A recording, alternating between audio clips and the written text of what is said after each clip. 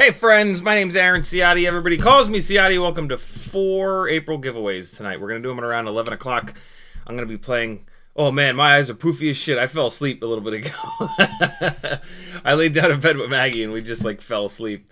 They'll de-poof as the live stream goes along. That was a Mobula 804, basically. Happy Model doesn't really make that, but I made it. In like 20 miles an hour of wind. You might have noticed at one point, like when I would point it in certain directions, it would just go. That was when the wind was with me. All of the wobbling and bobbling was when I was flying either into or 90 degrees with the wind. That was brutal. My 250 gram live broadcast rigs, which are based around a 2.5 inch, a really pitchy 2.5 inch prop with 4600 kV, really powerful 1404 motors. These guys were having a hard time with the amount of wind at the Criterium race Saturday.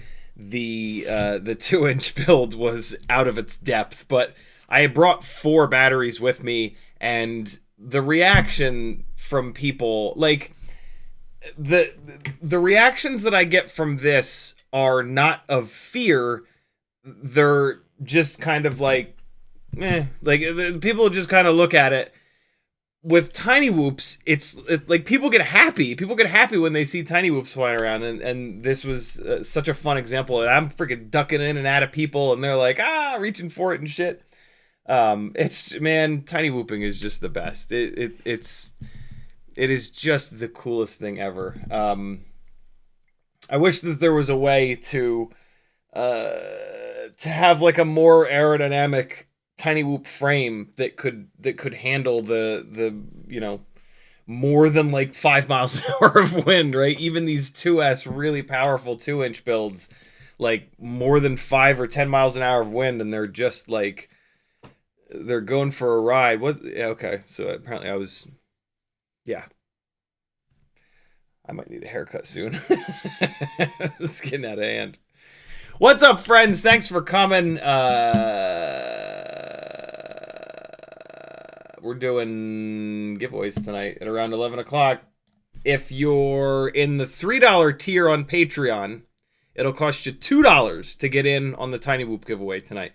For $5 a month, that's the Tiny Whoop tier. You can join it right now, and you'll be in tonight's giveaway.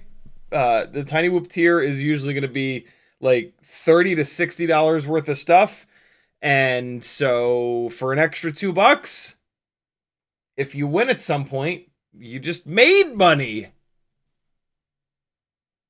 Aaron Ciotti, supporting gambling addiction since 2012.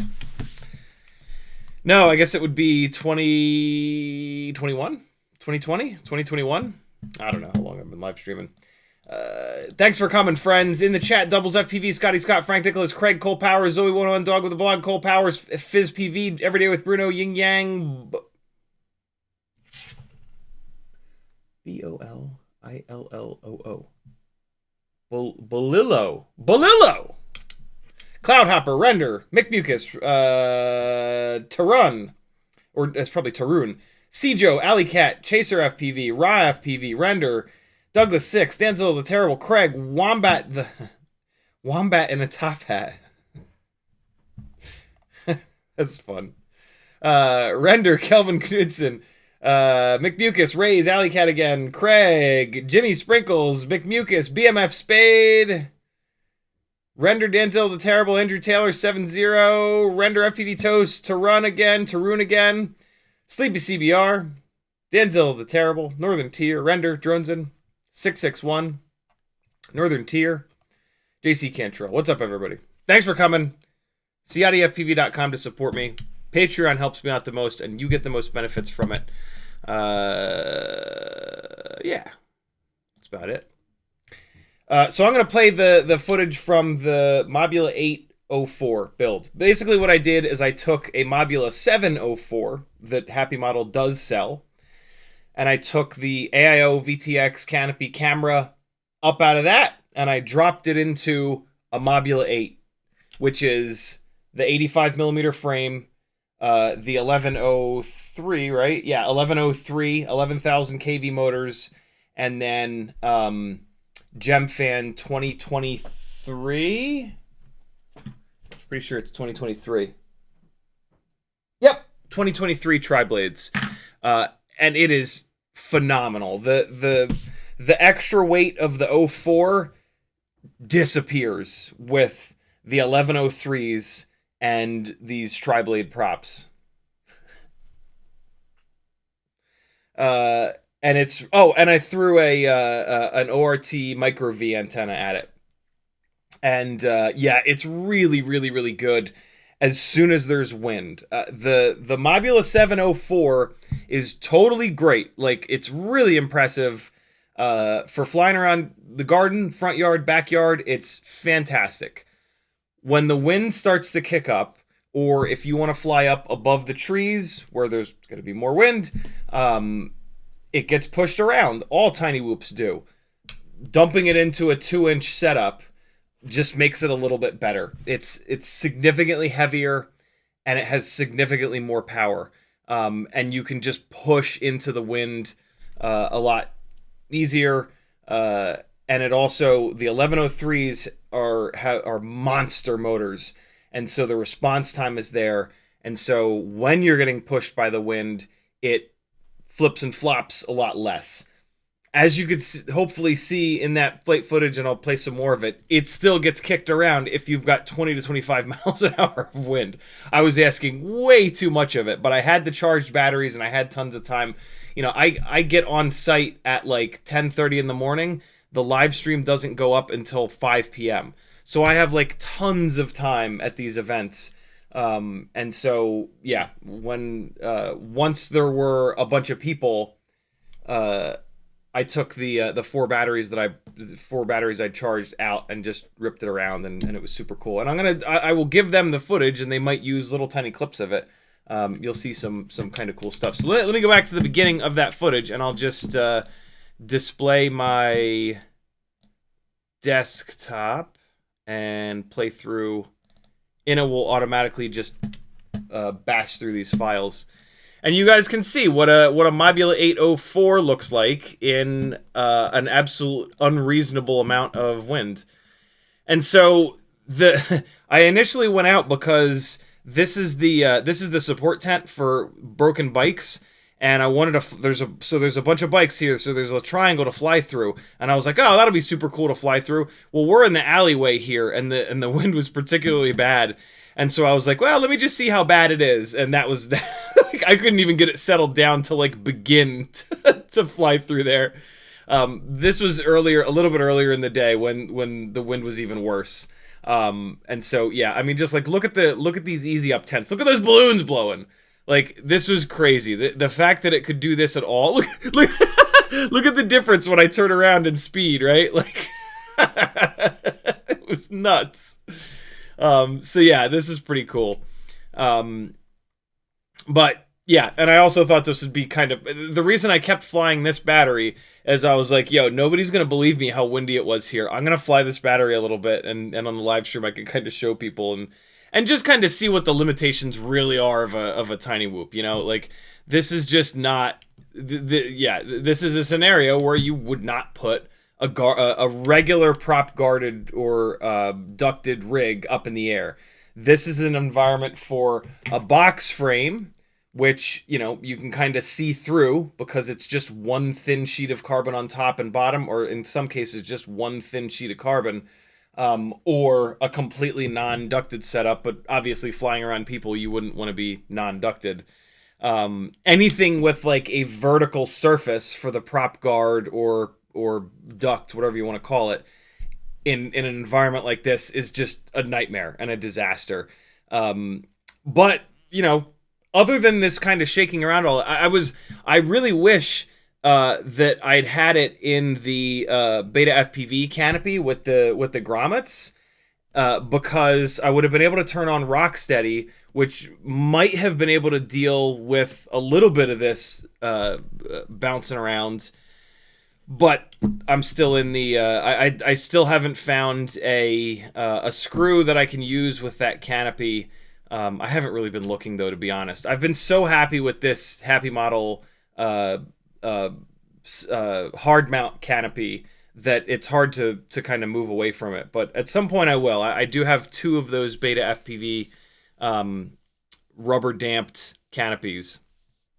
Yeah, look at that. Look at the backdrop there and the thing flapping in the wind. I think I might have went over there to give it one more try and very quickly realized it wasn't going to happen.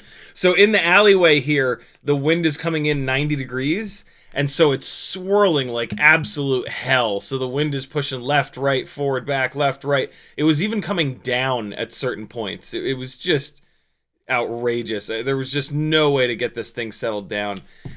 So I ended up waiting an hour or 2, and I caught a lull in the wind, and I like basically ran down the alleyway up here, and I was able to actually shoot this gap. You'll see it in one of the next files.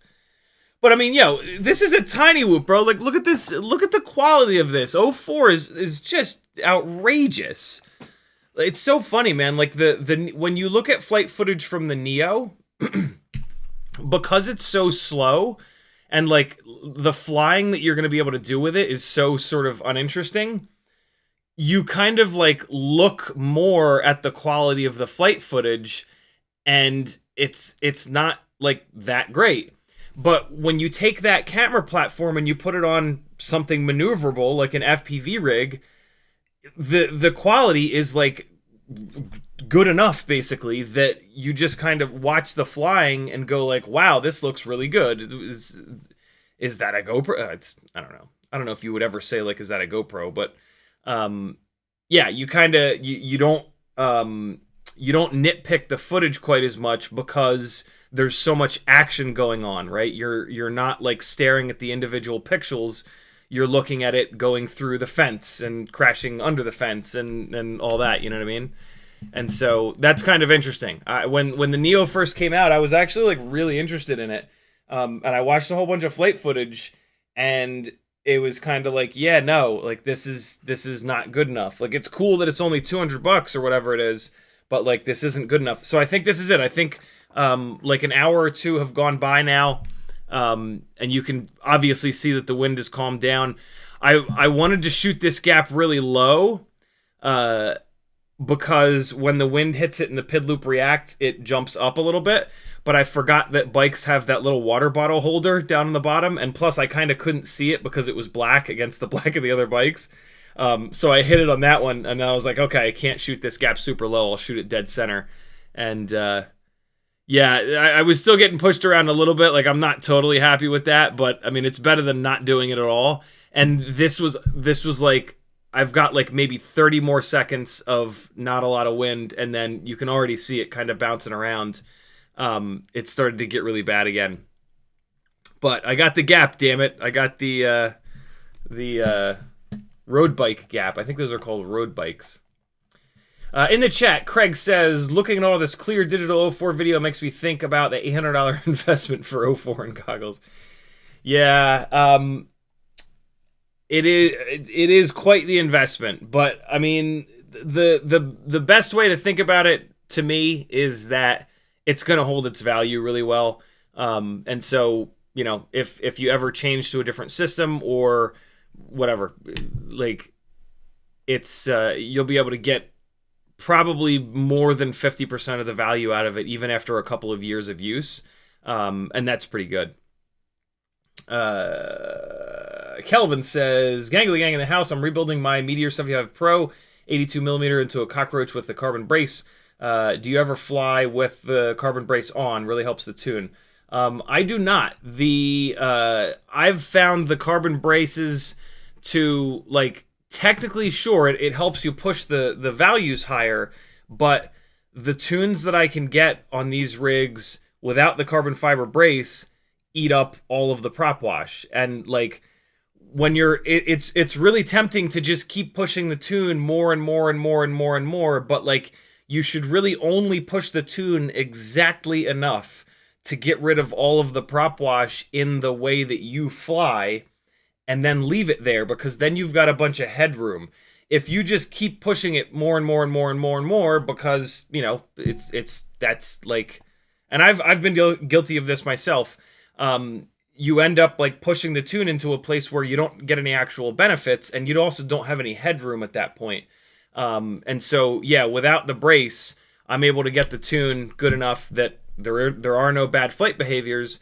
And the other nice thing is that without the brace, you get much better not much, but you get noticeably better runtime and more power, because there's less stuff below each motor blocking the thrust.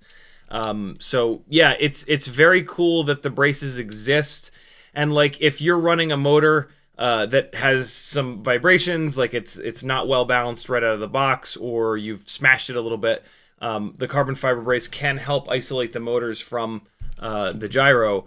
But if you run clean motors and clean props, you can almost always, and you have half-decent motors, you can almost always not run that brace and take advantage of some of the benefits. It's super cool that the braces exist, though, right? Like, I would rather have them exist than not exist. And on my tiny lifters that pick up the Insta360 Go 2, way back when, I had to run the carbon fiber braces to get those to get the tune aggressive enough for the weight of the Insta360 Go 2 all the way up top. So, like, that's a perfect example of, like, it's awesome that the carbon fiber braces exist. Those tiny lifters, without that really high up 26 gram weight, were totally fine without the brace. You could get the tune aggressive enough. But as soon as you put that Insta360 Go all the way up on top of the canopy, that's, like, awkward as hell, and it's really hard to move that around.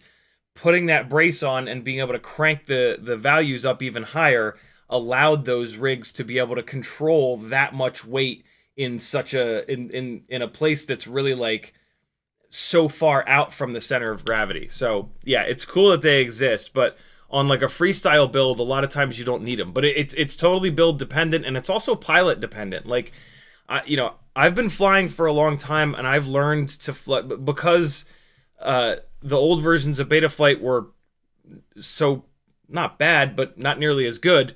Back in the day, like, we had to learn to fly around prop wash, and I got really good at flying around prop wash, and so me as a pilot, I don't have to run as aggressive of a tune as a lot of other people that haven't had the experience to learn to not put the rig into positions that create really nasty prop wash.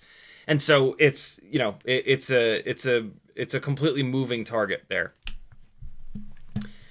Denzel the Terrible says, Harris on point. Thank you, dude. Denzel also says, put the 1404 4600s on the Mobula 8. Should be good in the wind. Oh man, they would need to add a 0 to the end of the KV for that heavy of a motor.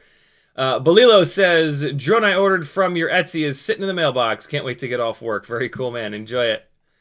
BMF Spade FPV says, I put a 04 on one of the Mobula 8s with Beta FPV canopy because that's all I could get at the time. Now I'm waiting for the Mobula 7 04 canopy to come from Cinewhoop. Very, very cool.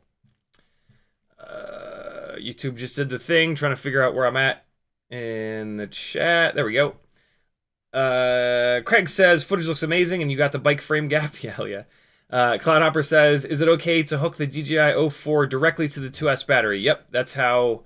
well, no, I guess that's not how mine are set up. Are they? No, I guess they're not set up. They're passing full battery voltage from the AIO, though. So, I mean, it's kind of all the same. This is the VIP area, by the way. But yeah, the 04 will gladly take 2S battery voltage, and you won't have any brown out bullshit like you do on the 1S batteries. So these are the kids races right before the pro races, and they're always just absolutely hysterical. And so, you know, flying a Cinewhoop in and out of kids is just extra hysterical.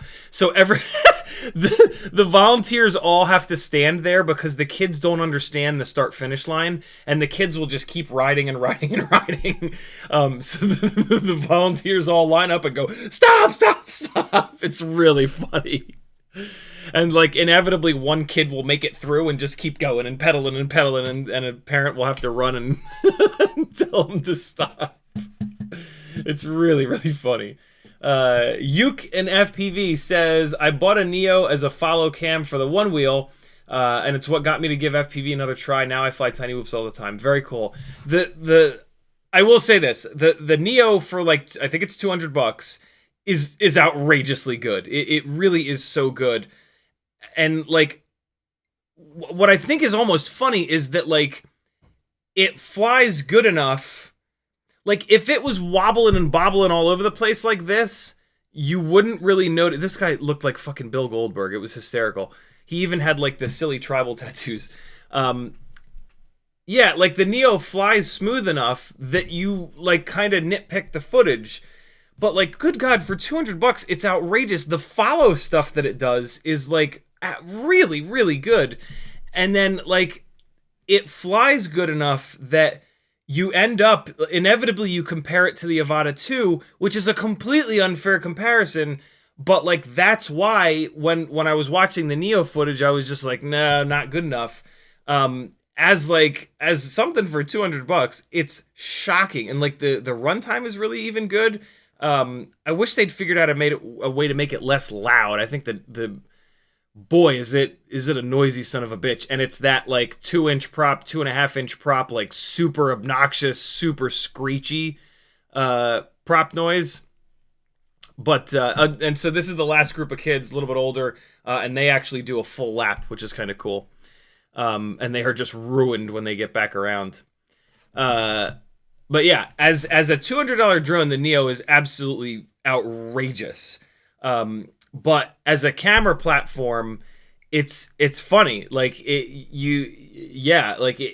I wish that they'd given it more manual control so that you could fly it like this, because flying the Neo like this, it would be really, really cool. But when the way that they've kind of limited it, you really end up like staring at the footage a little bit too much and being like, oh wow, you know, the contrast, there's an awful lot of contrast, and you've lost all the blacks, and like, yeah, all the problems with smaller little sensors. And like for me, I just watched all of this Avata 2 footage with a phenomenal giant sensor that outperforms even GoPro's sensors, right? And so it's like it's just a completely unfair comparison. Giving some of the volunteers some love, they deserve it. So yeah. Wilkening says, thoughts on Bubby's Cinemini. I think that's the little isn't it like an Itsy with with the gimbal on the bottom? Really, really cool. If I were doing like concert stuff, I would be all over that. But you know, I'm doing more action stuff like this, and it wouldn't really work for this. I mean, like, what I'm doing right now, right here, it would actually work for this. Just kind of like farting around, floating around with people. It would actually be fantastic for this right here. But it would never be able to either keep up with or have enough runtime to chase the actual cyclists on a gig like this. The other thing with it is only a dual operator rig. Like there's just no way to run it as a single op. You have to have someone that launches it, right? It literally can't land because the gimbal's on the bottom. And you have to have somebody to actually run the gimbal on the bottom because the actual pilot has to fly through a solidly mounted camera. Really, really, really cool stuff though. The fact that exists is wild. And yeah, I think it's sub 250 still, which is pretty rad.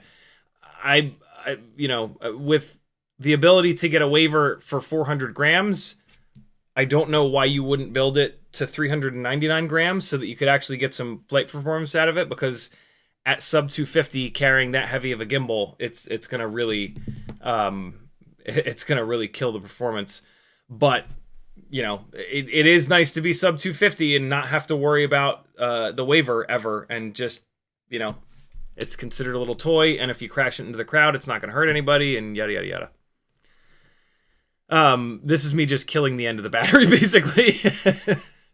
Although I think I got I caught a little gust of wind and I got a little close to her. I was like, ah, shit. Be careful. But again, it's a tiny whoop, you know. It would have smacked off her helmet and she would have laughed and all would have been well. I think that's it. I'm pretty sure that was the last battery. No, we got one more. Cool. What is this? What was I doing here? Oh, I guess it's just the rest of the kids coming through. Yeah, the rest of the kids making it around. It's so wild. Like, these pro riders run this 3-block circuit in, like, I think it's like 45 seconds or something like that. These kids waiting for these oh wait, no, this is playing the same file, isn't it? 10_D. Yeah, that was the last file. It took these kids like a few minutes to go around. It was like, there was one point where you're like, did they get lost? Like, what's happening? It's really, really funny. Scott Perry put a Y instead of an I, so it didn't turn orange, but I just happened to see it. He says, what size battery do you run and what flight time? It's a 4S 850, and the flight time is anywhere from 3 minutes to like 5.5. It depends on the wind. It depends on the riders. Like, when I'm following the men's professional guys, they are like, when they sit back and cruise, they're going like 25 to 30 miles an hour. When they stand up and sprint, when they lean forward and sprint, they'll sprint to like 35, 40 miles an hour because they're going downhill and kind of like with the wind. And so when I'm chasing the pro men's, I get basically two runs, essentially. If the live stream from yesterday, I played all the actual flight footage, although I only got flight footage from the women's. But yeah, you can see the route that I run. It's basically like 3 blocks long with like a little bit extra on the top and then a little tiny extra on the bottom. And so, yeah, the professional men's, I will get 2. So take off, go up the hill, chase them all the way down, run it back as efficiently as I can, pick them up again, down around the corner, all the way back down the hill. And then it's like, if I had to if they were pushing, I'll be at like 3.6 per cell coming back towards the tent. If I have to, I can go past the tent, go back up and pick them up one more time. And hopefully they're not pushing all the way down the hill. They don't usually push for 3 straight laps. And like, I can make 3 runs work, but it's much safer to just do it with 2. I can usually change the battery quick enough to get back up, and instead of going up the hill, I go just directly out to the racetrack, and they'll be right there waiting for me, and I can pick up the Peloton and just go. With the women's and with the intermediate and the college and all the non-professionals, I can very easily get 3 full runs. So yeah, the runtime varies quite a bit. The wind in Anniston is always nuts. Saturday it was extra nuts, and so yeah, there were a couple batteries that I came back at 3.5 per cell after only 2 chases. Especially when I put the Insta360 Go on. The extra 26 grams from the Insta360 Go would like solidly make it a 2 lap, I guess we could say, cycle for me in order to come back. When I disarm, the battery voltage does come back up. Matter of fact, I'll tell you exactly what it comes up to. I've been meaning to do this. I put a bunch of batteries on dischargers, but these I did not. And so let's actually see. I think that these all bounce back to 3.8, and I need to take all of the balance leads out of the TPU things anyway. So let's take a quick look. So 15.1 total, 3.75 per cell. This is a bigger 1050. This'll easily get 3 runs in. I usually run these batteries when I'm going to be floating around, covering the podium after the race or before the race to get some crowd shots. 3.7. That doesn't really matter though, because these don't really. If I do run these chasing the riders, they easily get 3 laps. I don't think I'd put a 4th lap into them. Usually though, 850 versus 1050 is not that much of a difference. Here's another 850, 3.79 per cell. So I could almost certainly do a little bit more with these, but the problem is I'm going downhill. And so if I do a 3rd chase and the battery voltage is getting low down the bottom of that hill, that's going to suck. This one's actually at 3.9. That's probably one that I didn't... something weird probably happened there. I doubt that it's at 3.9 after 2 runs. 15.3 total, 3.82. This actually needs to get discharged a little bit. I don't like to let batteries sit at 3.9 per cell. What is this guy at? This guy here is at 15.4 total, so that's going to be 3.8 again. Yep. And next one is here. 15.1, 3.8. So yeah, 3.77. So yeah, I could definitely run these down a little bit more, but they're just going right back on the chart. Here's the other thing, right? They're just going right back on the charger. And so, and this is another big boy battery. So by bringing them home a little bit early and putting them onto the charger, they're going to come off the charger a little bit sooner. So it's well worth it to not push these to the bitter end. Because yeah, then they're just gonna be sitting on the charger for longer. And then this one's at 3.86 per cell. I'm gonna discharge this one down a little bit. So yeah, good question.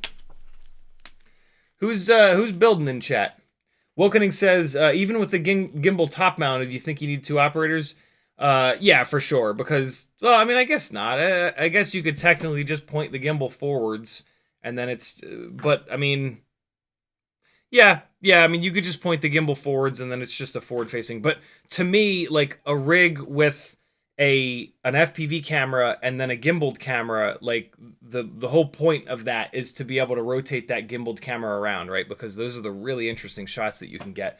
Putting that thing 90 degrees to the side and getting those tracking shots, like in car commercials, pointing it backwards, right? That's, like, the really, really cool stuff that I would be wanting to do with a gimbaled... a gimbaled setup, you know what I mean? But you are absolutely right.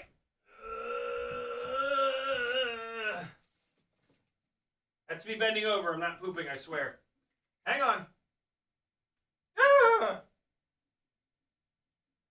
Plugging these batteries into the little dischargers.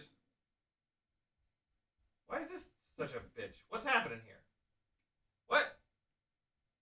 What the hell? What? What is happening? Get in there. There we go. Vifly dischargers, yo, get you some. They're awesome. I'm coming back, I swear. Just hang on. I'm coming. 3.83. I got my batteries mixed up. 3.9. There we go. Hey. Hey. Yo. Vifly makes these little dischargers. These are some of my favorite little things ever. They make them in XT60 and XT30. They're not very expensive. These are so cool. You come home from flying, or just if you charge the battery that you don't want to run, you have these tiny little things. You plug it into the battery.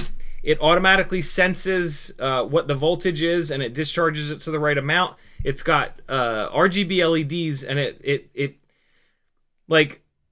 it's functioning off of the full battery voltage. So like if you take a 4S that's at 3.5 volts per cell and you plug it into this, it might think that it's a 3S battery and drag it all the way down.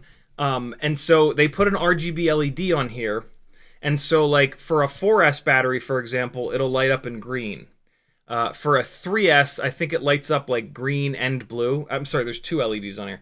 And so like it comes with a little instruction manual that gives you the codes, that gives you the colors. So you want to pay a little bit of attention.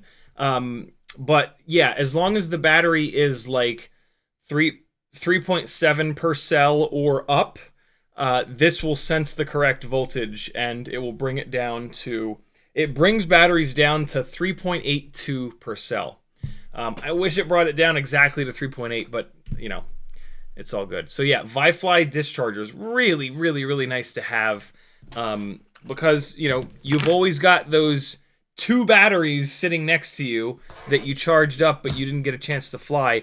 And if they, you know, if life happens and they sit there for a week, they are being damaged a little bit by being fully charged. When you have these awesome little dischargers floating around, it's like no big deal. You just plug it in real quick and you're good to go. It's awesome. And then, yeah, you can also get the little XT30 to XT60 so that you can use them on both battery types. But they do, like I said, they do sell them XT30 and XT60. I will say, if you're going to do an adapter so that you can use it with XT30 and XT60, buy the XT60 version. The XT30 version of these has a smaller heat sink, and so there's no reason for that. So if you just want to buy one of these, get the bigger one, and then get an XT60 to XT30 adapter. Don't do it the other way. But just buy one of each. Buy an XT60 one, buy an XT30 one. It's awesome to have a couple of them, because then you can have the adapters and discharge 2 batteries at once. I love buying 2 of things because it's like the biggest force multiplier there is, you know what I mean? You buy 2 of something and you've got double the whatever. You buy the 3rd one, you only get 33% more. It sucks. Benedictson says, which goggles are you using with the 04? 2 or 3? I've only been using the goggles 2 so far. My parents very kindly got me a set of goggles 3 for my birthday, which just happened to fit. Like, don't get me wrong. It's having goggles 3 now is amazing. But if I'm really honest, finally finding something that fits absolutely perfectly in this low pro bag, that's where the money is. That's it right there. They drop into this low pro bag that I forget where this bag came from. This is the low pro format. The hell does that say? Format 110-2.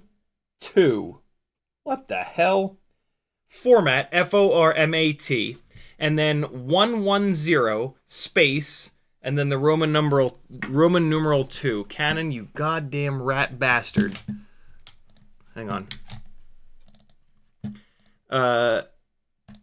Yeah, goggles 3 fold up and fit absolutely perfect in here. I'm going to show you in a second when Canon gets its shit together. Come on, you giant ass clown.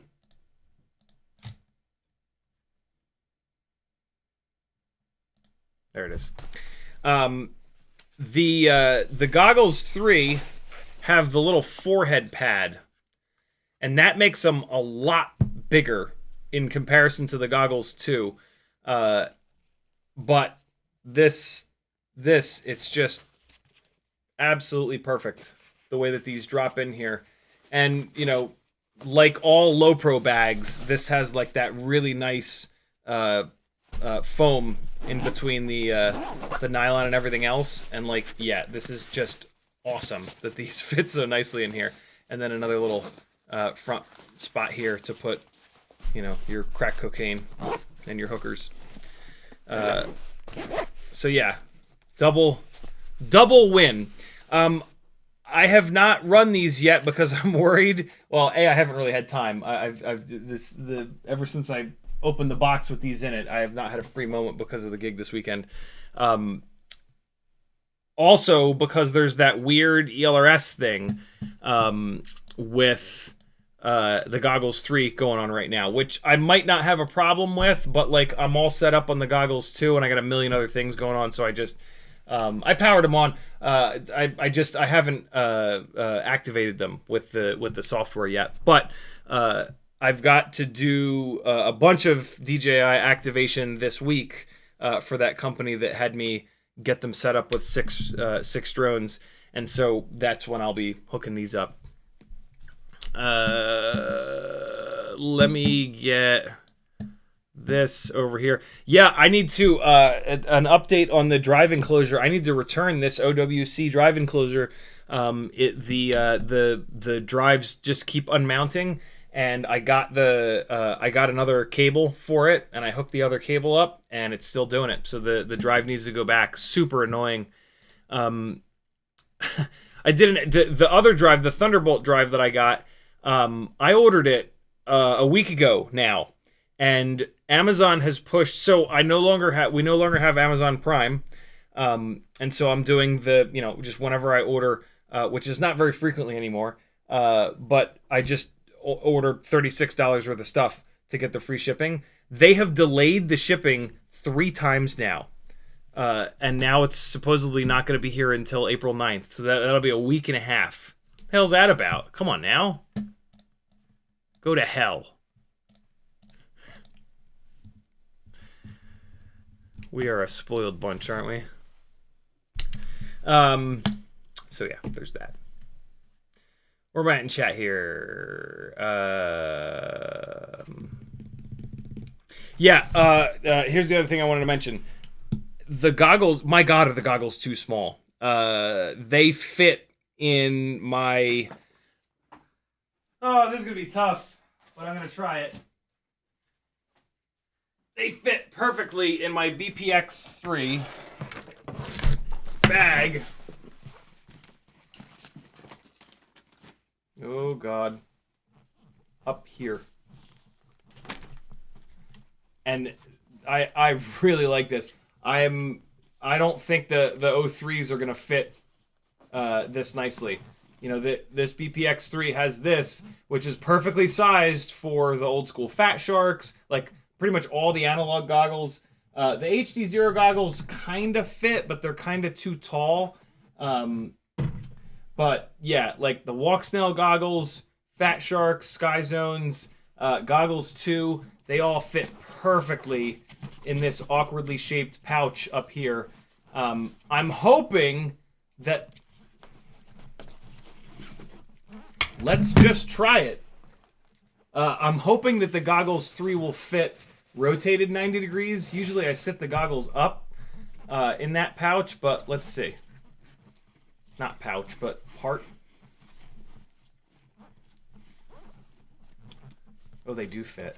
I just have to... Usually I put the face of the goggles up, and they will not fit like that.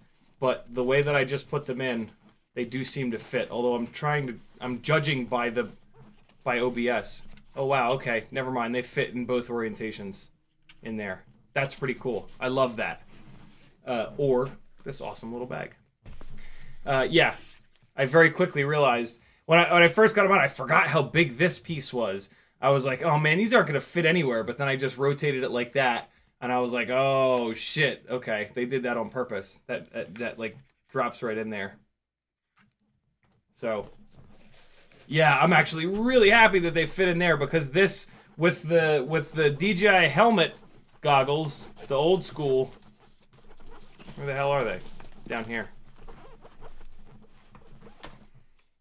With the DJI helmet goggles, they don't even come close to fitting in there. Like they especially with the fucking antennas sticking out, there's just absolutely no way to get them up here. So you have this like awkwardly shaped like crescent moon fucking pouch. Luckily, these fit perfectly in these squares down here. It fit perfectly down there. But that's also, I prefer to have batteries down there. So yeah. I'm really impressed with the goggles too, to be completely honest. I'm very sad that they discontinued them. I really do like the idea of having the removable battery. But I'll be super honest and say that DJI can go to absolute hell for using a different barrel plug here.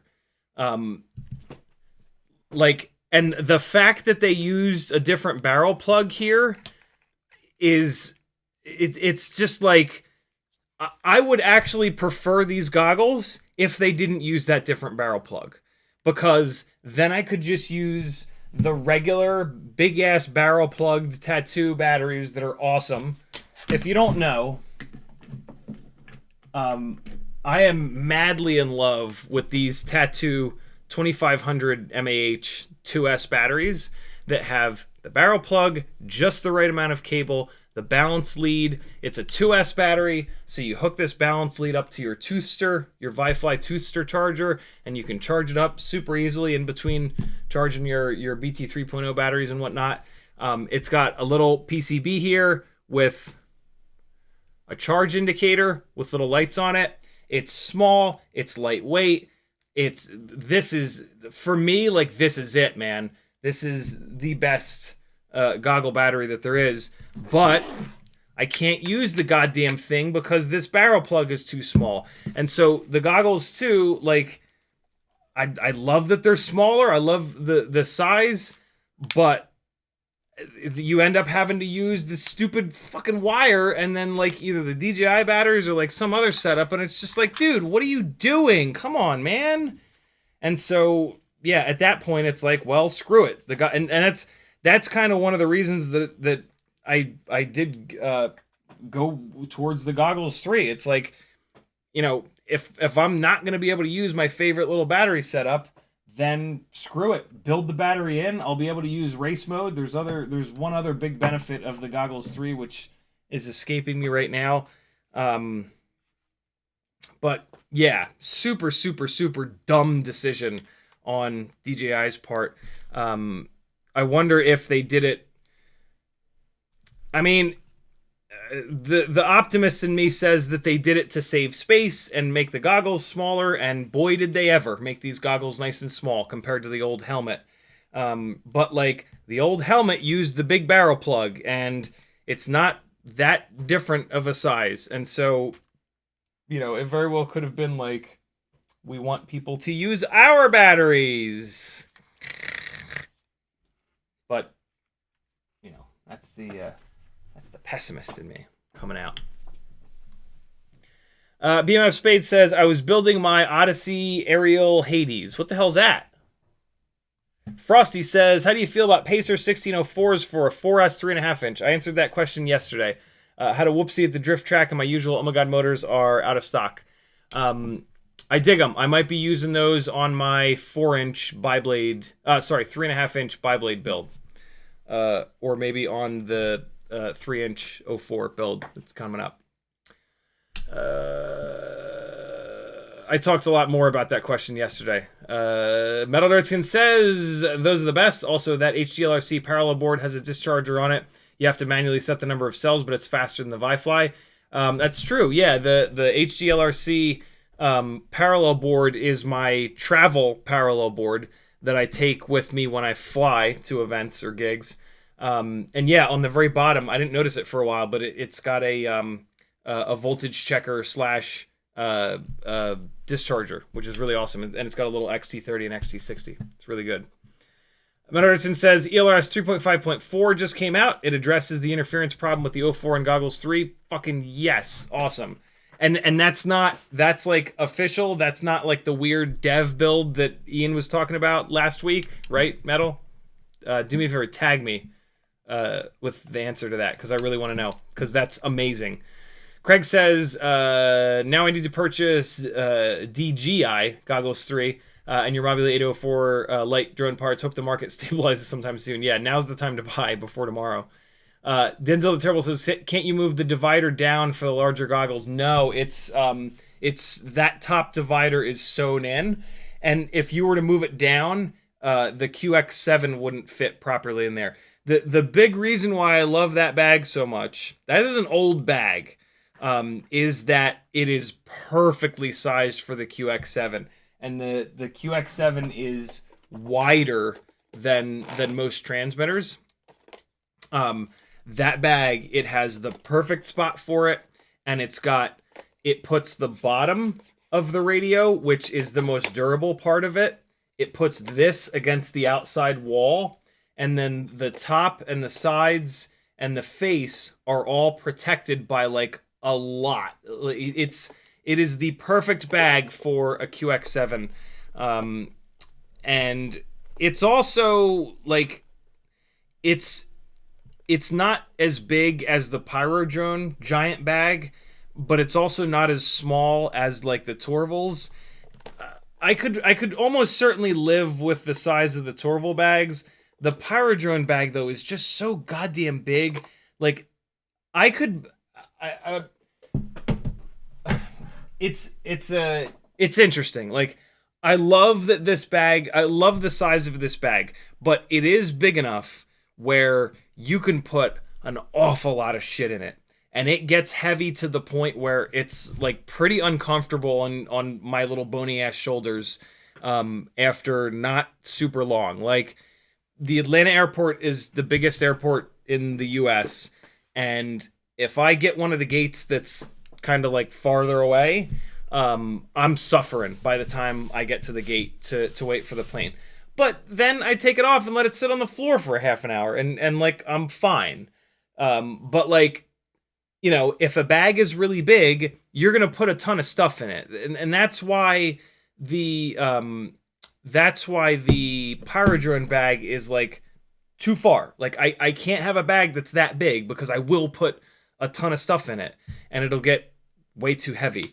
I think the Torval is actually like the right size, but this being a little bit bigger than the Torval. So like, for example, Maggie and I are going to Long Beach next week, and this will be my main bag. I will take everything out of this, and I'm going to set up like the smallest Cinewhoop setup that I possibly can, and then put it like as strategically as I can in there, and then I'm going to use the rest of the space for my clothes and shit. And then I'll have a personal bag or whatever the hell they call it. And I'll be good to go. And like I've done that a bunch of times, and it works really, really well. Like when I have these live broadcast gigs, I manage to pack 2 days worth of clothes and all my shit for the live broadcast setup in this bag. I have to put the drones on the outside, but they're prop guarded and they're not death machines, and so it actually works totally fine. For this trip, I will not do that. I won't hang Cinewhoops on the outside. But yeah, that's what's really nice about this being a little bit bigger than the Torval bags. Like the Torval bags, when you need that extra space, and like when I'm putting clothes to take up the extra space, the bag doesn't get too heavy. Like, so for this Long Beach trip, it'll be really nice because this bag will be light compared to what I'm used to with it. I will not have, 14 4S850s in there. So that'll be really, really nice. And so, yeah, this BPX3 to me is the perfect size. I really wish that they still made it because this one is now, I think I've had this for 6 years.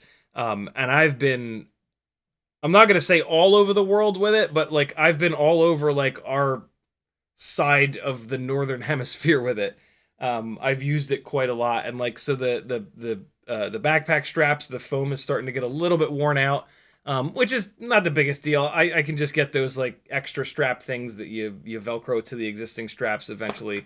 But yeah, I'm sad they don't make it. I got this bag for like, I think like $50. Every Christmas, Low Pro used to blow out one of their FPV bags, because I think they didn't realize how small of an audience we really were. And so, yeah, this was the second Low Pro bag that I got in a row on a crazy Christmas, like 50% off, or like it might have even been more than 50% off special. It was a crazy deal. There he is. What say you, dog? He's checking the giveaways to make sure that they have enough good stuff in them. Ooh, it's 10:59. It's about time to do the giveaways. Let me get caught up on the chat, and then we'll dive into the giveaways here.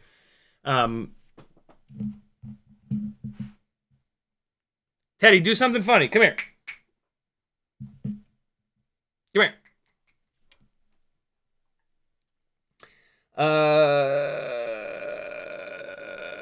Denzel the Terrible says, can't you move? Oh, no, we got that. Craig says, does the Tattu 2S 2500 barrel fit Skyzone 04 Pros?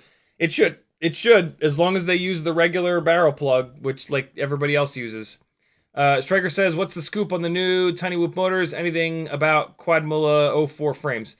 New Cinewhoop motors are cool, but you have to use motor spacers and longer screws, which could be annoying. If you're running them in a Cockroach V3 frame, you can just use regular Cinewhoop motor screws, so it's actually not that big a deal. And it only adds like 0.1 grams of extra weight per motor, and the motors are 0.1 gram lighter. So yeah, the new Cinewhoop motors are awesome. It's just there's a little bit more that you have to do to get them mounted, but no big deal. I don't know anything about Mobula 04 frames. Although, no, I don't know nothing. I think there is one, the Jin, the 2.5-inch one. I would recommend against that. The 3-inch frame is where you want to be. 2.5-inch with an 04 it's just going to be a little bit too heavy for the size of the props. Monotone says, yep, it's official. Awesome. Thank you, dude. Craig says, by the way, I've worked out full text searching for multiple YouTube creators. Yeah, hell yeah. You, Chris Rosser, and JB. Should I implement searching across all creators in one command, or is that crazy? That's actually really cool. You should absolutely do that. Dude, that's awesome. Thank you, Craig. Hell yeah. I still have not gotten caught up. If you guys have messaged me somewhere and you haven't heard back, I apologize. It's just been chaos for the last week. I have another couple days of chaos, but I hope to be caught up maybe by this weekend. We'll see. Kelvin says, when I try a high dive in my Air 65 on the slow pull out, it feels like the crash loop kicks in, or like a motor stalls. Is it PID related or crash recovery rate related, you think? It is a lack of power. It is a combination of things. It is a lack of power. More powerful motors will help. It's probably also that it's set up with props out. If you set it up props in, it will dive better. So yeah, higher KV, more powerful motors, and or props in. Props in is free to do, so do that first. It should help a little bit. FizzPV says, do you have a moral reason not to consider the Rotor Riot V2 bag? Pretty much, yeah. They're in bed with the wrong people, and so yeah, I can't kind of get behind that. Striker says, any news on Rampage? By the way, I've been waiting to go since last year. None whatsoever. And even if they do it, I don't know. It's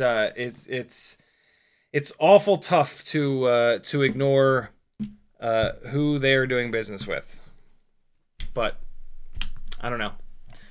I don't pay to go, so that makes it kind of easier. And it is only like 2 hours away from me. But yeah, I don't know, man.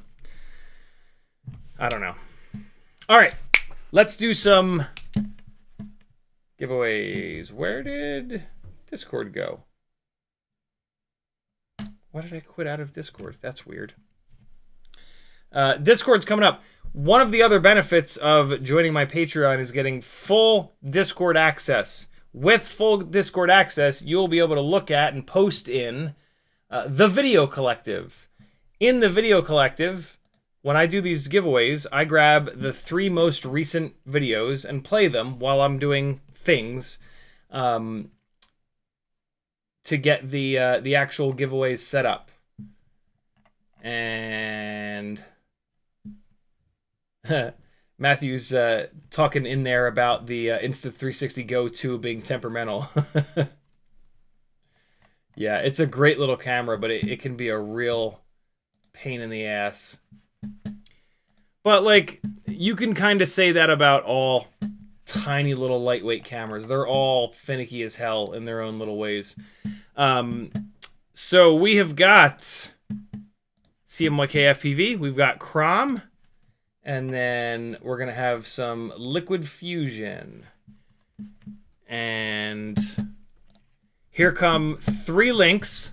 I want you guys to click these and subscribe to these people, because nobody's making flight edits anymore. And the people that actually are, we need to all subscribe to and watch their stuff so that they will continue to do it. Because I'm sick to goddamn death of there being no flight edits to watch on YouTube anymore. So hit those 3 links, subscribe to those 3 people, and also you can watch these videos with the proper audio. I have to play copyright free stuff over these so I don't get copyright ding-donged. So yeah, go in there, post a comment on their videos that say that you're here from Ciotti's live stream, and curse them out while you're at it. Don't do that. Tell them what you really think of them. I am updating the Patreon channel, so if you are like right now going from the $3 to the $5 tier, you're too late. But you'll be in on next month, so you're not like that too late. You're just kind of too late. You're just too late for tonight. And so, all right, that is all wiped out. Obi Perez with a $10 super chat. Thank you so much, brother. He says, greetings, you're my go-to trustworthy source for all things Cinewhoop. Thank you for all that you do. Does this get me into the giveaway? It shouldn't, but I'll let you slide, and I'm gonna do it. Normally I say that you have to wait, but it's all good. I have just put you onto the thing. Nobody else do it though. Wait till I do the super chat based giveaway to do your super chat. So just hold on, but it's all good, Obi. You didn't know, and now you know. All right. So I got this here. I need to pull this over onto this screen. This is good to go here. Thank you for the super chat, brother. That's here. This is here. I need to get some copyright-free music fired up real quick. And I want to go into stream shit, and then come on. There it is. And then Atlanta, and okay. Which one is this? Which one is this? Nah. Oh, yeah. We always start with this song. Right. All right, guys. Let me do some things. You enjoy some flying from some gangly gangers, and I will be back in a minute. Oh, wait, hold on. I got to do one more thing. I got to come up here and go to Black Hole 2 channel. All right, now that audio is going to go through. And we got desktop monitor. A daddy spaghetti, rocking the scene. A handsome dog, a star supreme. With first a flying paws that slam. He's the coolest pup in the jam. Sniffing out the beats with every step. Daddy's got swagger no one can forget. Barking out loud, catching everyone's eye. He's the rebel dog, breaking the sky. Daddy spaghetti, living his life. Chewing on cords, causing strife. He's got rock, pop, making all the noise.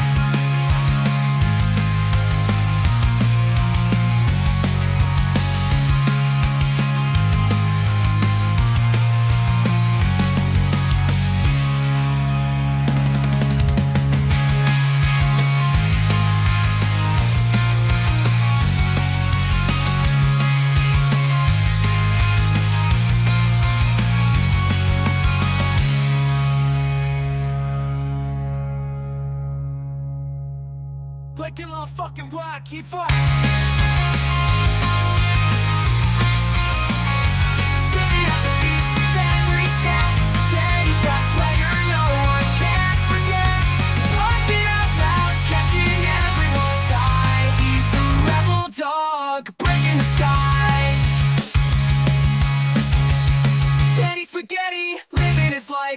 chewing on chords, causing a strife. He's got snarling fangs and a wild voice. A punk rock pop making all the noise. Making all the noise.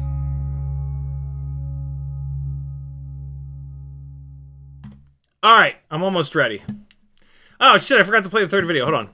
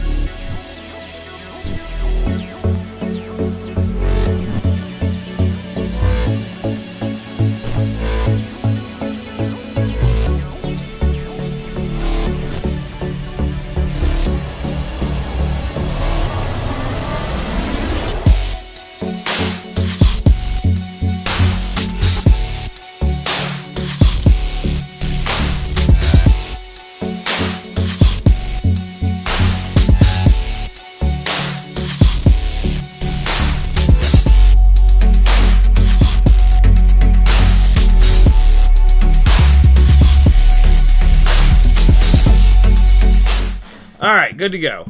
And Maggie's 18-year-old just called me, so I had to run up and tell her to call him.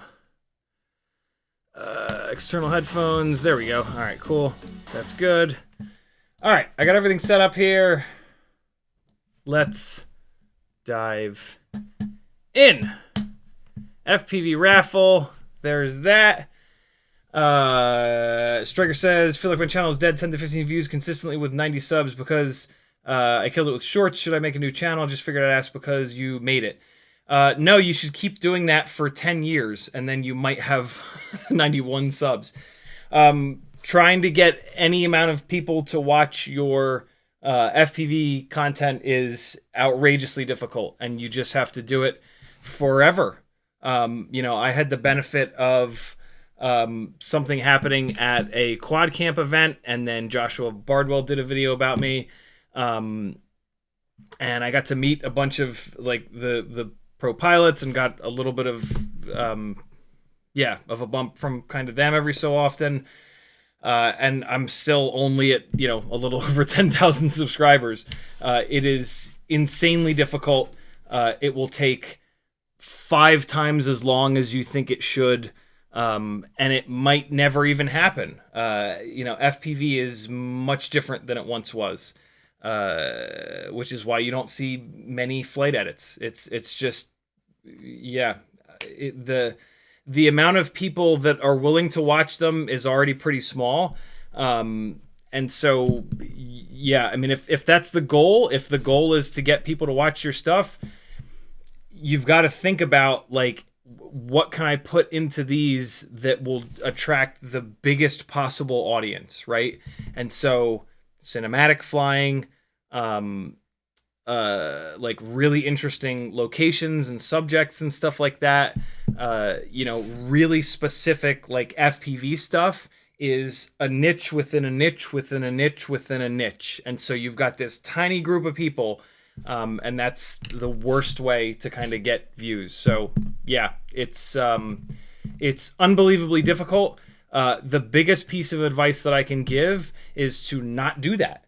Not ever try to build an audience, because it's so frustrating and it's going to take so much longer than you think, that you're just going to end up quitting.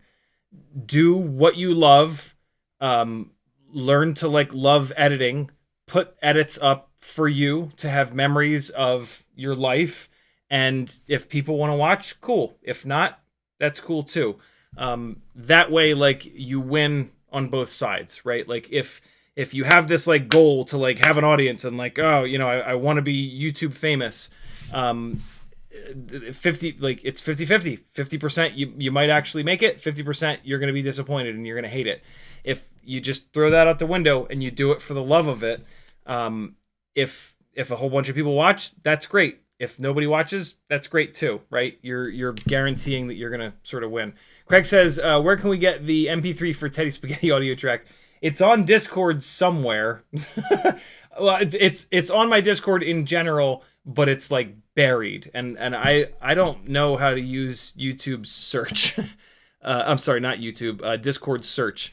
But what I can tell you is that the file name is teddy_spaghetti space parentheses 1 parentheses .mp3. So if you can figure out how to use Discord search, you might be able to find it in general under teddy_spaghetti. SPAGHETTI. I think that's spelled correctly. TEDDY. King Dingling says there's a barrel. All right, so chill on the chat comments because we're diving into the giveaways. Save your actual questions. Cool. Danzilla posted it in general nonsense just now. Thank you, dude. King Dingling says there are barrel plug adapters for the goggles too. I ordered a pair of them off Amazon for like $8. That's pretty cool. Boy, do I hate adapters though. Twice as many places to fail. Nate Adams says my toddler loves a good freestyle edit or vehicle chase video. I post edits for him. He also loved your recent RC drift edit. Very cool, Nate. Love that. Tell him I say hello. Craig says I got it from Denzel the Terrible. Awesome. All right, cool. Diving into the giveaways now. Finally, let me make sure there's not anything weird up here that I don't want to show you guys. Nah, we're good. On one of the recent live streams, I accidentally shared my screen when I had the Patreon window open with like a bunch of people's email addresses. I mean, it's not a big deal, but like I like to try to not do that if at all possible. This is the Cinewhoop tier. We're gonna start here as we always do. Tonight is a prop extravaganza, pretty much across the board.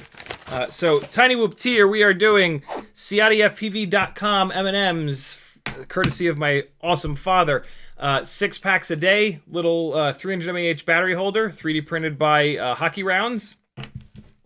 We Bleed holographic sticker, BT 2.0 180 degree jib jab.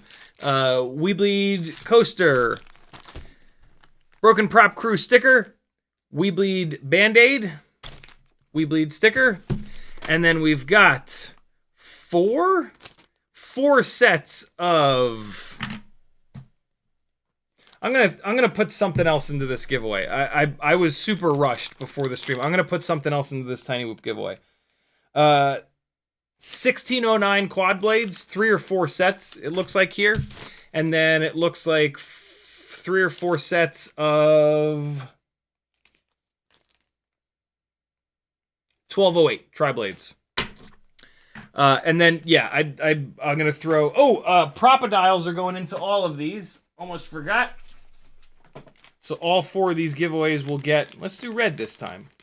We'll do red propodials. 1, 2, 3, 4.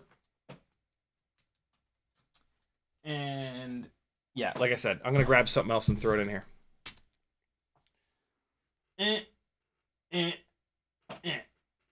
All right, awesome. Let's see who's gonna win the Cinewhoop tier.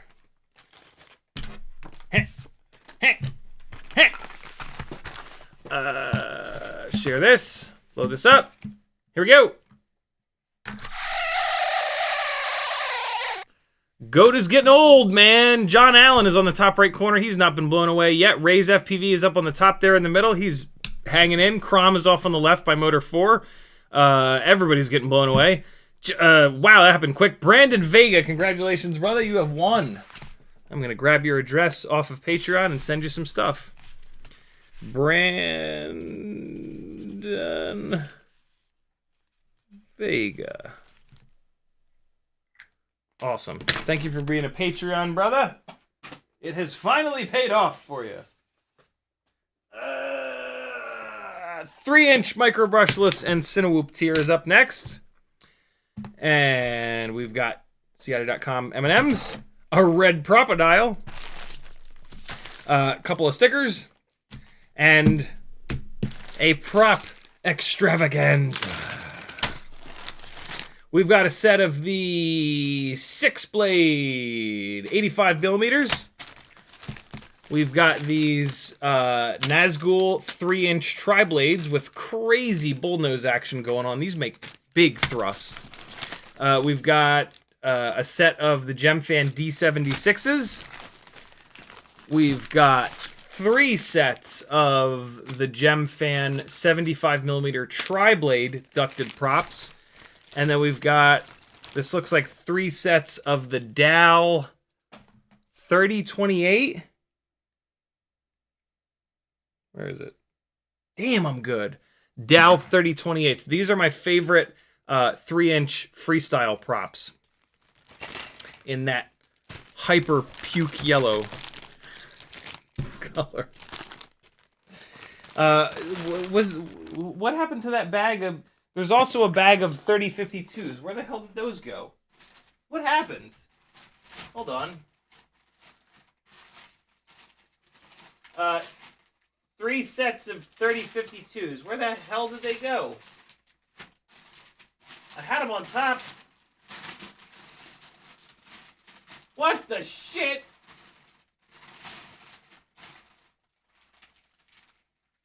There they are. There we go. 2 sets of GemFan 3052s. These are some of, if not the highest pitch 3-inch propellers, and they're awesome. I really like these as well. You put these on a beefy motor like a 1604 or even an 1804, you are blasting. So yeah, prop extravaganza, my friends. Let's see who's going to win. Monitor. Pop over here, and... Yep! I've been watching, I've been really enjoying Mythic Quest. I'd watched it a bunch of years ago, the first season, when it was first out, but now there's like 4 seasons. Jordan Windmill, you have won. Congratulations. I'm going to write your name down here. And I missed some stuff. There's some other stuff in this shipping bag that I didn't show you guys. Just some stickers. Jordan, W-I-N-M-I-L-L. Can I read that? Does that look like an N? Now it looks like an N. Does that look like an M? Now it looks like an M. M-I-L-L. There we go. Congrats, Jordan! All right. There we go. Ah! Hold on. I'm just putting some of these props into the bigger bag here. I don't know why these Dal props are loose. Why did I not put them in a little bag? That was a weird decision on my part. All right. Congratulations, Jordan. Wait, no, I almost forgot your stickers and M&Ms. Has anyone in chat won and gotten the M&Ms yet? How do they taste? Do they taste M&M-y? Do they taste like the cinematic piloting? It's a very strange thing to say. 5-inch tier, continuing with the absolute and building on the absolute extravaganza. Propodile. Yeah. M&Ms. They were in. Render says they were indistinguishable from M&Ms. Stickers. Brain 3D holographic. Broken Prop Crew. And then we've got mad props for you. So we've got 3 sets of, I think these are 4934s. Yep. 3 sets of 4934s. These are my favorite 5-inch props at the moment. Put these on like a 600 to 650 gram rig. It's awesome. It's not like impossibly floaty like when you put a 5.1 inch prop on a lightweight rig like that. What are these? Oh, these are for there. We've got 2 sets, no, set and a half of these mega pitchy bastards. Big, strong fuckers. 5149 Gem Fans. These are the Red Roo racing props. These are awesome for like a high-speed rig. Speaking of, my high-speed rig lives again. The one that I did the ESC swap on the live stream not too long ago. This T-Motor 55 amp ESC is good to go because Joshua Bardwell didn't blow it up, and then I didn't go like, hey, you're going to throw that away. No, give it to me. Maybe it's still good.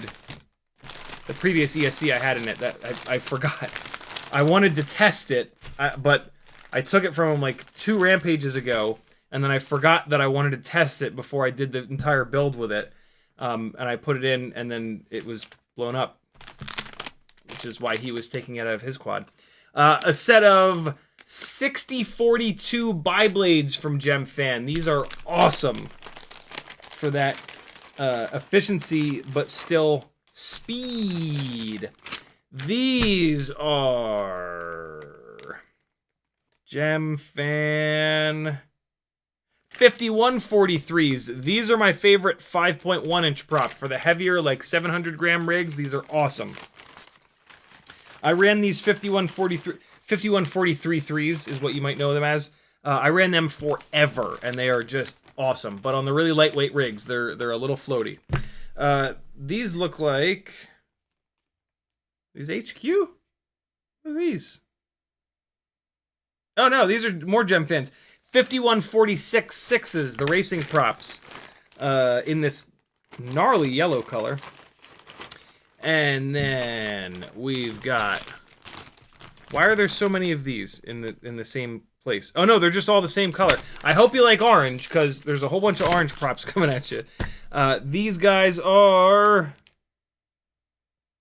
5149s. Here, I don't need these the red ones. There's 2 full sets of the 5149s there.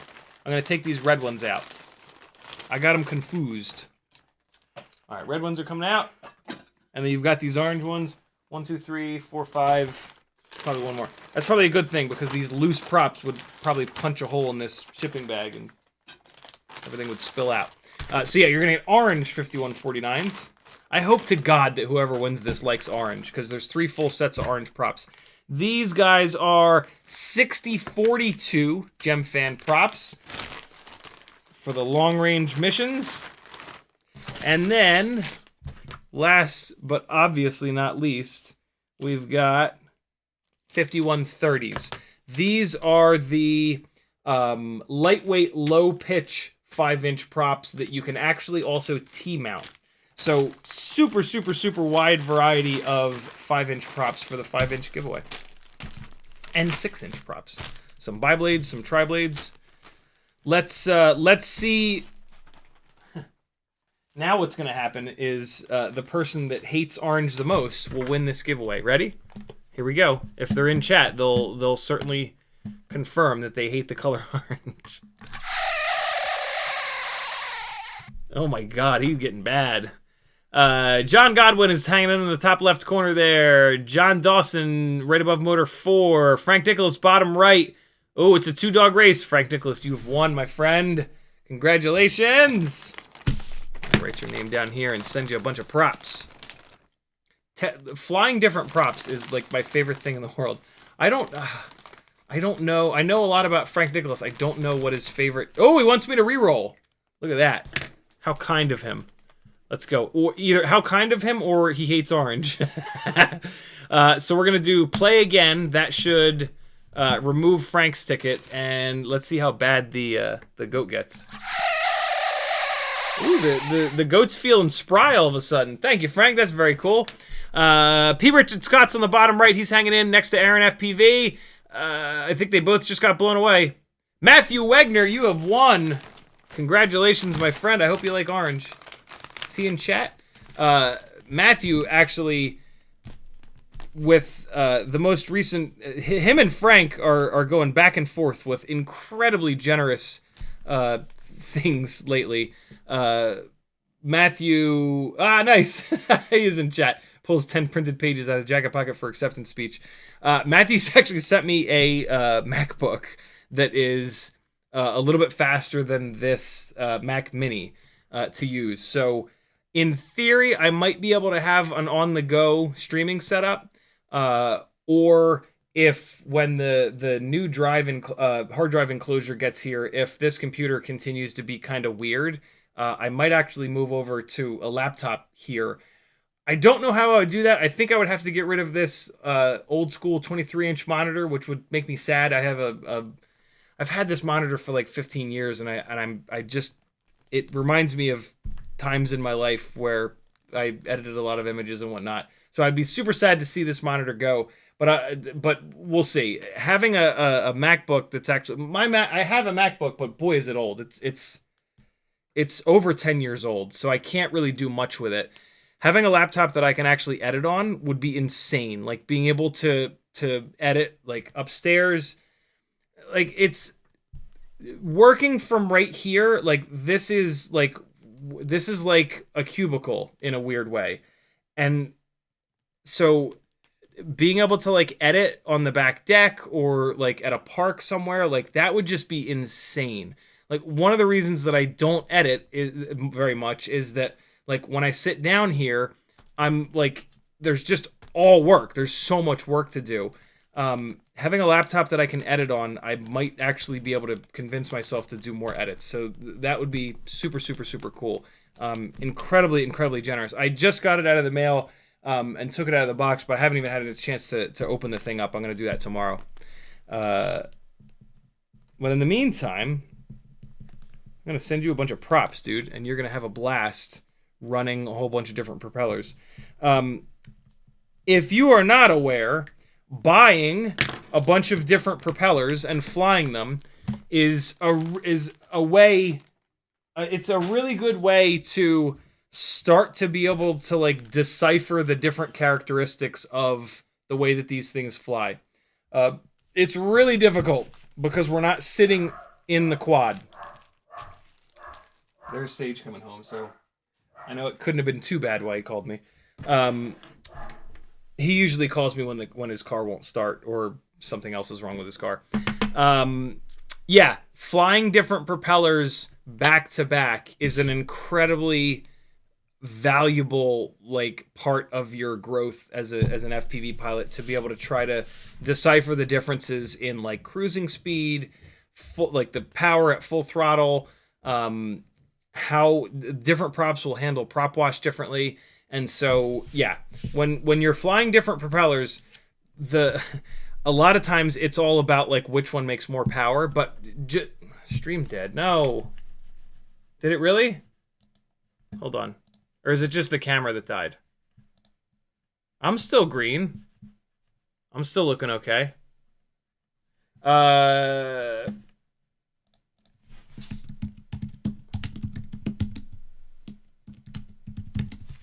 All right, cool. Yeah, do it. Look for the other things. Full power, yeah, sure, that's cool. But look for the other subtle, much more subtle things when you're bouncing back and forth between different propellers. And like, don't just do one battery, one battery, one battery, one battery.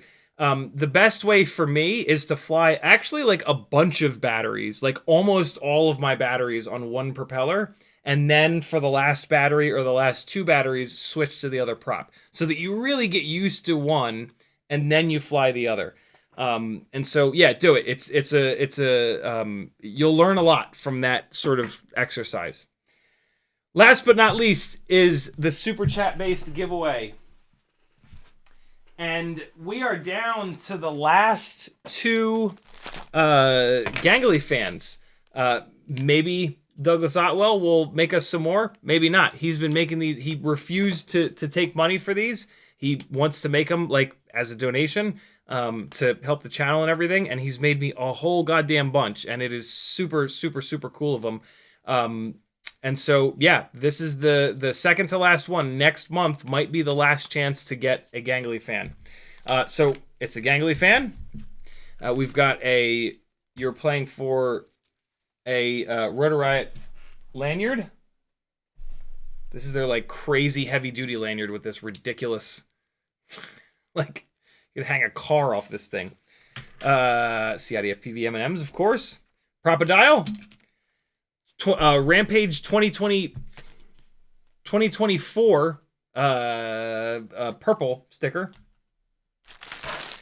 Small t-shirt. If you have no use for a small t-shirt, I'll put it back in. But it's a fly. I forget what it says on it, but it's the it's the Weebleed shirt. And then a bunch of the purple 6 a day battery holder, and then a couple of stickers: Weebleed holographic, broken prop crew, Weebleed band-aid, and here it is. Fly, that's it. Fly, crash, repair, bleed, repeat. This is what's on the t-shirt. But if you have no use for a small size t-shirt, I'll put it into next month's giveaway. That's what you're playing for, friends. The way that you get in is to do a $5 donation through either PayPal, linked on CiottiFPV.com, or a super chat. It's $5 per ticket. You can get as many tickets as you want. Ready, go. No, let me not load this up with stuff because I have to write someone's name on it. All right. Oh, hey. A set and a half of red 5149 props. I'll throw these in there. There you go. All right. Let me start getting this giveaway filled up here. And so, where's the window? Where'd that window go? There it is. All right. There we go. And so I got Obi on here already, and I think I saw somebody a minute ago. Denzel the Terrible, he says, 2 tickets to paradise. Please, oh gangly one. You got it, my friend.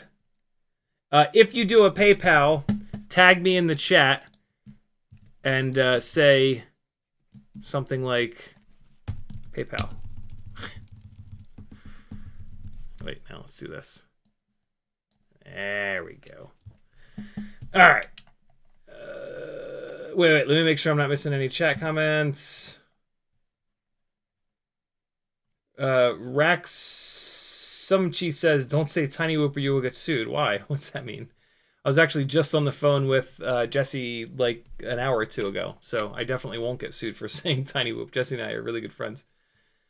I feel like I'm really good friends with him. He's like the guy, so I might just be one of a million friends to him.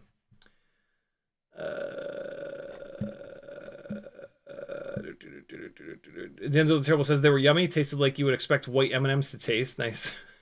Mike K says, so 5146 Gem fans are going to be crazy fast. Yes, 5146 are racing props, and so they're going to be pretty damn fast. And they're strong, too. The racing props are all like, they're a little bit heavier than freestyle props, but they're strong as hell, so you can pound on them. Matthew Wagner, we got that? Mike K says, I have some 1611 Gem fans that I got off Ali, and I don't have a quad to use them. I'd be willing to send them to you if you want to give them away. Don't just send those, but if you're like sending me something else, throw them in there for sure. Because, you know, shipping costs and whatnot. Nardo Polo with a $9.99 super chat. He says, 2, please. You got it, my friend. Thank you for the support. We got 1 and 2. Awesome. Denzel, hold on. Denzel the Trouble says, I jumped the gun and sent my super chat above. You're good. I got you. Render says, I love my gangly fan. Even bring it to the field. Nice. Blue Sky says, do you have a preferred canopy mount for the 04 Lite 75mm whoop? Any else with ideas? The only 04 canopy that I'm super in the Happy Model one. The Happy Model molded 04 canopy is awesome. The Beta FPV is the one that you want to use if you want to try to use Rocksteady, but don't use Rocksteady. It's silly. Brandon Bean says, Render showed me his prizes gangly fan at the meetup Sunday. Nice. Adam Weston with a $5 super chat. He says, I need a fan. All right, I got you, my friend. Thank you. There you are. You're in there. Render says, we got that. Nimbus FPV with a $10 super chat. He says, 2 tickets, please. You got it, my friend. And 1, 2. Renders, we got that. Blue Hatch 87 with a $30 super chat. He says, John Dawson. Is that wouldn't happen to be an 87 blue Mustang hatch, would it? My very first car was an 87 notchback Mustang. So we've got $30. That is 1, 2, 3, 4, 5, 6. John Dawson wants him a gangly fan. Thank you for the support, friend. BMF Spade with a $10 super chat. He said, I'll take 2. You got it, dude. Thank you. 1, 2. Sleepy CBR with a $9.99 super chat. He says, 2, please. You got it, my friend. Once, twice. Liquid Fusion with a 10. He says, 2 tickets, please. You guys are too kind. 1, 2. There we go. Thank you, brother. Metal Anderson says PayPal, 1 for me, 1 for Danzilla, 1 for Brandon's Baked Beans. All right, so I'm just gonna do that here. No, I need to do that when I look at the email. Otherwise, I'll do it twice. Render with a 999 says donate to the first to say hi to BBB. What's that mean? It sounds like somebody in the chat needs to say hi to BBB. Who's BBB? Kelvin says, it's Kelvin with a $10 super chat. He says, 2 tickets, let's go. Render, tag me and tell me more. It sounds like you want someone to say hi to BBB. Brandon's Baked Beans? That would make sense. Brandon's Baked Beans says, LOL, who's BBB? Kolololo did just say hi BBB. So I think Kolololo gets a... okay, so Render says Brandon's Baked Beans. So I'm giving this to Kolololo, right? And then the next person that says hi to Brandon's Baked Beans. That's funny. I've never connected BBB with Brandon's Baked Beans. He says, yeah. There it is, Emu600. Rax, he said hi Beans, but he didn't say hi BBB, and I'm going to take it super literally. Let me look in chat to make sure. I'm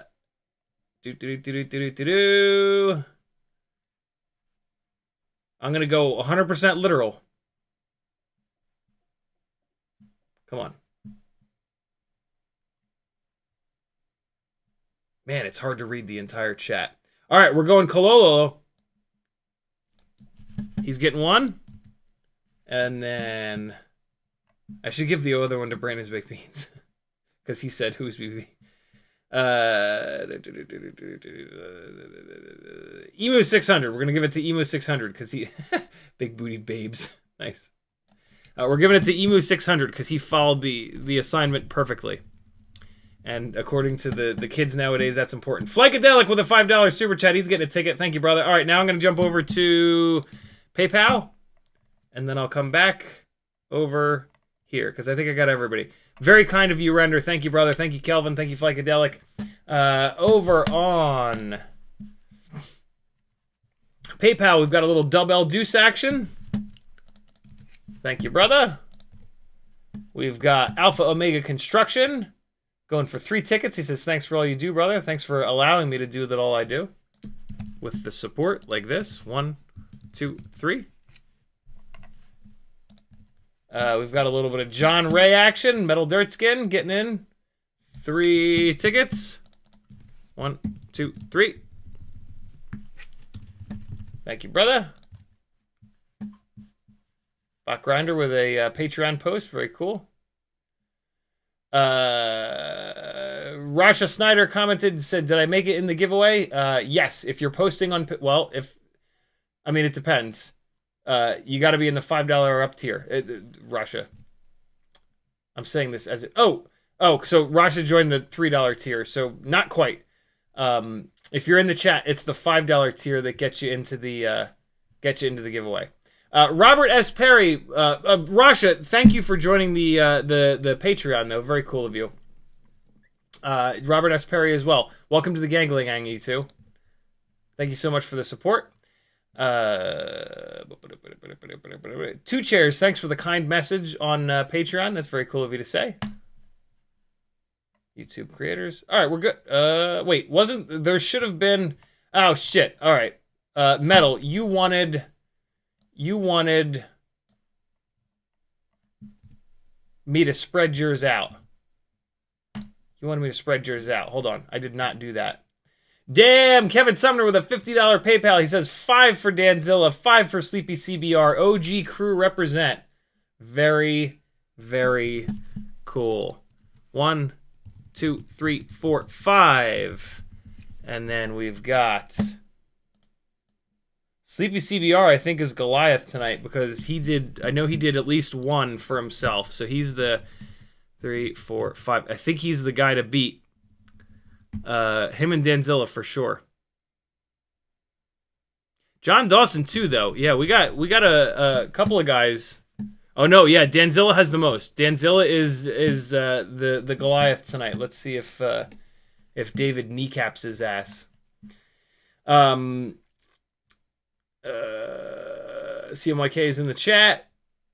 Brandon's Big Bean says, yeah, man, I'm triple B. I never even thought about that. That's hysterical. Triple B, I love it.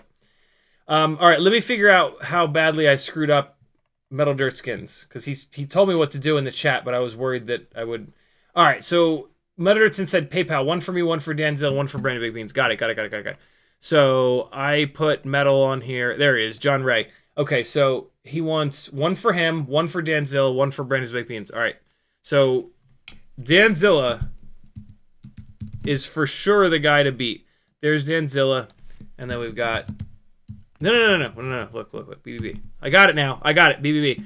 I think we're good. I think that's everybody. And we got Flycadelic.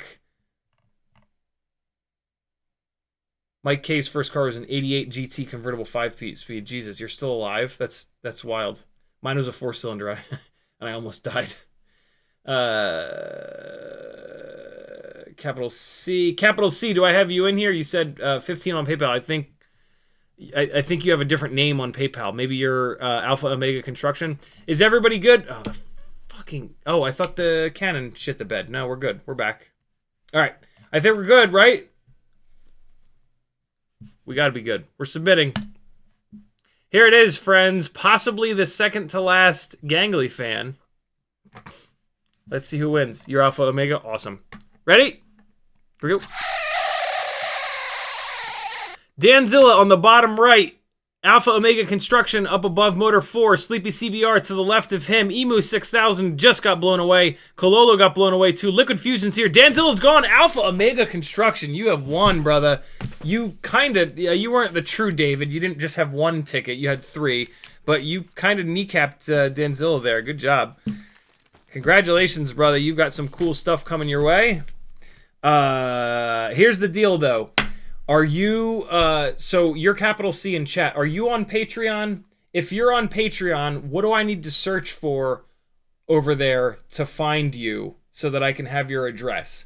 If you're not on Patreon, I need, okay, you are on Patreon. Cool. What am I searching for on Patreon? This makes it so much easier because your address is over there. I don't have to have you message me. I don't have to figure out where you messaged me. Yeah, tell me what I need to search for. Congratulations, dude. Over on Patreon. It's going to be just your name. It's almost, but yeah, you might as well check. Cool. Thanks for playing, everybody. Very, very cool of you all. Oh, hold on. I've had this. Oh, dude, I forgot to tell you guys. So the one of the things that I really love about the 04 system is when you plug it in to dump the footage off of it, it doesn't get really hot. And you also don't have to power it up with like full battery voltage like Walk Snail. So it's way easier to get the footage off of. But be careful. I left it plugged in like this overnight a week or 2 ago. And like, it's fine. It's sending 5 volts in, but like, it's not, don't do that. Don't be like me. It's just, there's just no reason to leave it, something that we're going to batter the shit out of. Let's not make it worse and leave the damn thing plugged in overnight. So yeah, let me get it off of there right now, actually. And all right, cool. I think I can delete these files too. These are me just farting around the front yard, testing before the gig. Okay, good deal. Eject. And all right. Man, I walked down like the next morning. I sit down here. I'm like, oh no! Hey, YouTube crashed. Way to go, YouTube. It didn't take the Canon software with it this time. That's pretty cool. There we go. Christian Earnshaw. Awesome, dude. R-I-S-T-I-A-N. Earnshaw. A-W. Awesome. Cool. We are good to go. How much time we have left? We can do a little flying? 11:49? Yeah, we'll fly a couple. I got 2 batteries charged. That's what we're flying. What do you guys want to see me fly? Your options are Ah, BBB's done the same thing. Awesome. Capital C says you can keep the small shirt. Will do. That'll go into next month. Thank you for the reminder. All right, that pile is all set. And all right. I can't fly 04. I do not have a setup quite yet to get 04 into the live stream. It's going to be analog. It's either going to be Airs. Here's your options: Air 65, Hummingbird 4, or whatever it's called, V4. Those are your options: Air 65 or Hummingbird, either or. Those are the two that are sitting right here. I tore my Cinewhoop fleet apart to make a bunch of changes, and I just have not had a chance to get it like all the way back together. So I gotta, maybe Whoop Wednesday might be that this week. It might be reassembling and fixing a bunch of stuff.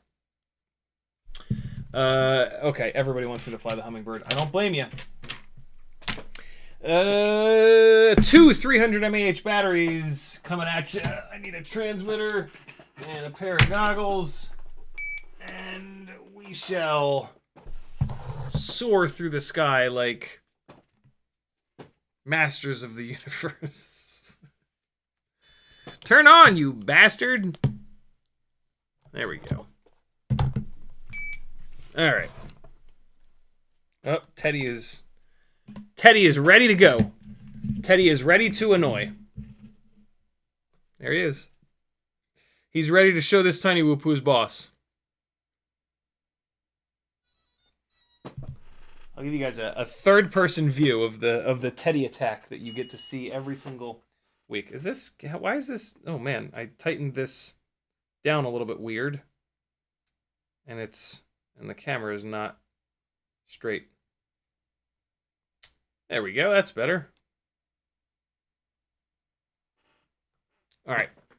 So here's the scene from the outside when wait, hold on. Back up, Teddy. There we go. All right, here's what happens every time.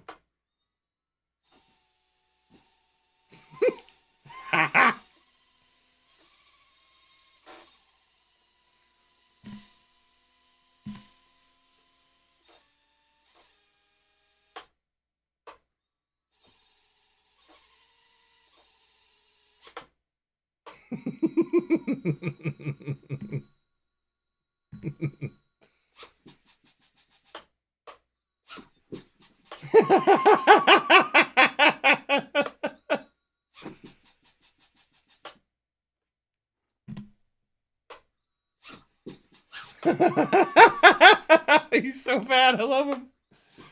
Oh, get you a bad dog.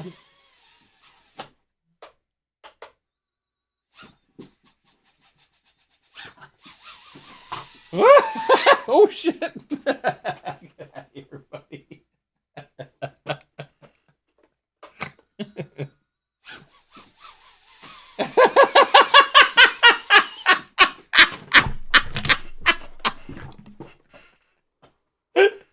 I've never gotten to see it. Third person.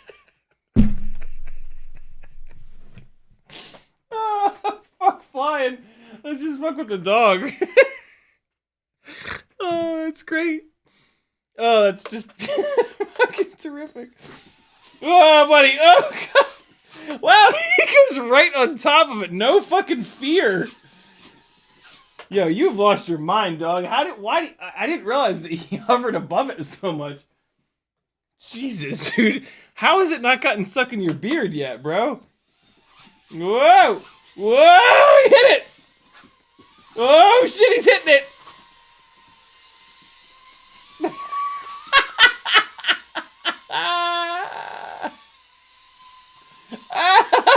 He puts his little nose right up to it. Oh no! Oh no! It's stuck in his beard. It's okay. It had to happen. It had to happen eventually. I can't believe it fucking happened. Oh, buddy, your beard.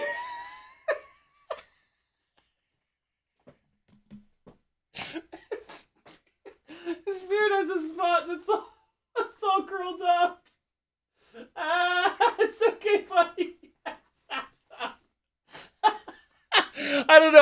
I don't know if the camera got it. I think it happened under the camera a little bit. Oh, that's such a shame. Oh, buddy. Let's see if he. It doesn't seem. Oh no, no! Don't be afraid of it now.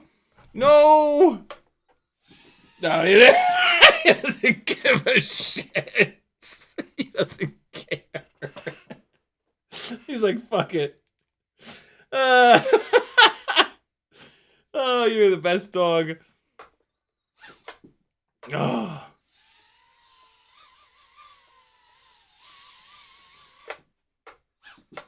He doesn't care. He doesn't give a shit. Oh yeah, he's back. Although there's this slobber all over the lens. Hold on, let me clean the lens off. Spits all over it. Probably my spit too from laughing too hard. Oh man, my stomach hurts. Jesus Christ.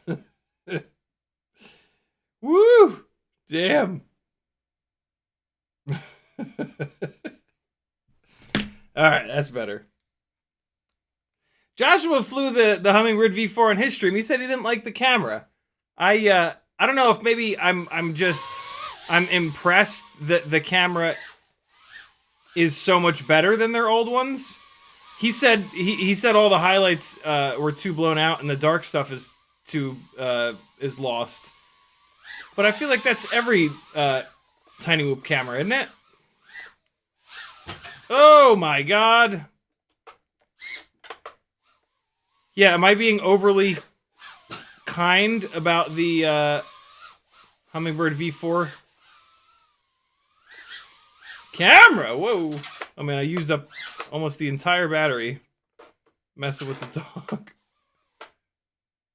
He doesn't care. Look at Look at him. He is a little bit less interested in it. No, he's not. Look at him. You are a good dog, Teddy Spaghetti. I love you more than you can understand. Good boy! Good boy! Positive reinforcement for eating Cinewhoops. Yes! Good dog! I love you. Alright, we're gonna actually fly. We're gonna fly an actual battery here. Wow. Oh, man. I was like slouched over a little bit when I was laughing, and now like my stomach feels weird. I think I might have pulled a muscle. I cannot believe it's taken this long for it to get hung up in his beard. Jesus. He's like all over it every time. He's all over it. God, the inevitable finally happened. I'm gonna launch from the desk. Alright, proper freestyle Hummingbird V4 battery. Whoa! The only mods to this are a Bri-Brain canopy, available on Thingiverse. Oh shit! And a oh god, that's coming right at the dog.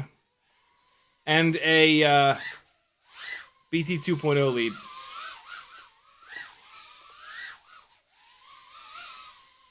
Other than that, this is a completely stock Hummingbird V4. Oh god! Got a little carried away there. Oh, no. Ah, I can't believe I got out of that! Holy shit, that was awesome. Oh, just give it to me raw, baby! Oh, I was asking too much on that. That fucking newbie drone cube is so hard.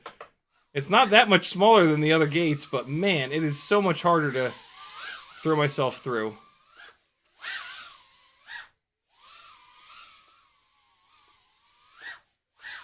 Oh, so close. So close. No! Try one more time. There it is.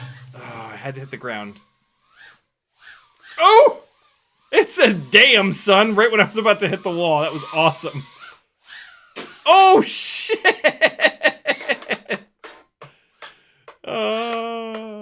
Where am I? I'm looking at the...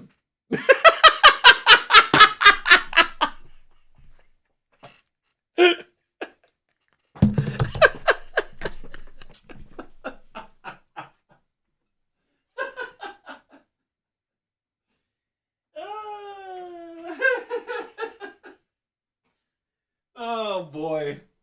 I'm sorry, man, but fucking tiny whoops are the greatest. I don't think it's a stock tune anymore, but man, the stock tune is good. I think I pushed the tune a little bit. I don't know. I did a review live stream when I first got it. And so what I did to the tune is in there, but don't touch the tune. The stock tune is great.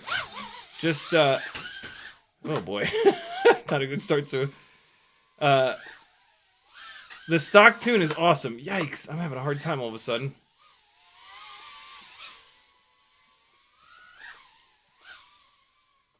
Ooh!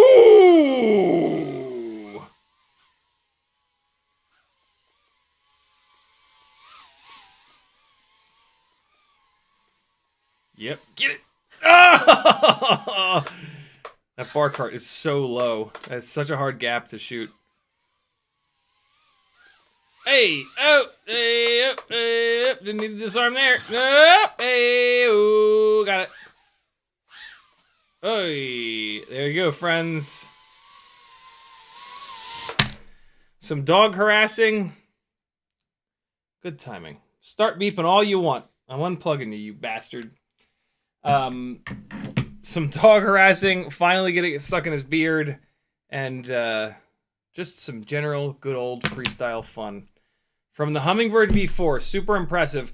It also has the HQ 1.2 by 1.2 by 2 biblades on it.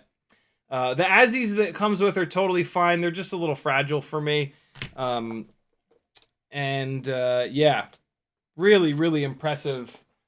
$80 Tiny Whoop. Unbelievable. I don't know if that's just a pre-order price, but boy, do you get a lot of performance and seemingly a lot of durability, man. I've got probably 40 batteries through this with no problems, no hiccups, no bullshit. The Air 65, when I do the Whoop Wednesday, I'm doing the comparison, this versus the Mobula 6 2024. That's right. When I do that comparison, you'll notice the Air 64, which has less batteries through it than this, it goes full rainbow a lot of times when you crash. It's not just this one. This is like the third, I think, beta FPV Air/Matrix rig. They've got something going on with the VTXs, and when you crash, the screen goes full rainbow. You got to go get it and unplug it and plug it back in to get the rainbow to go away. This Hummingbird V4 has been totally trouble-free. Really, really impressive. So yeah, great job, Newbie Drone. That does it. No, hold on. Cole Power's dog slimes the lens of his Hummingbird V4. Capital C says his cat loves to chase and attack his whoops. That's cool. Man, cats chasing these things would be even more fun than dogs. Denzel the Terrible says, CiottiFPV should raffle off one of the Oreo packs. Hell no. They are mine and mine alone.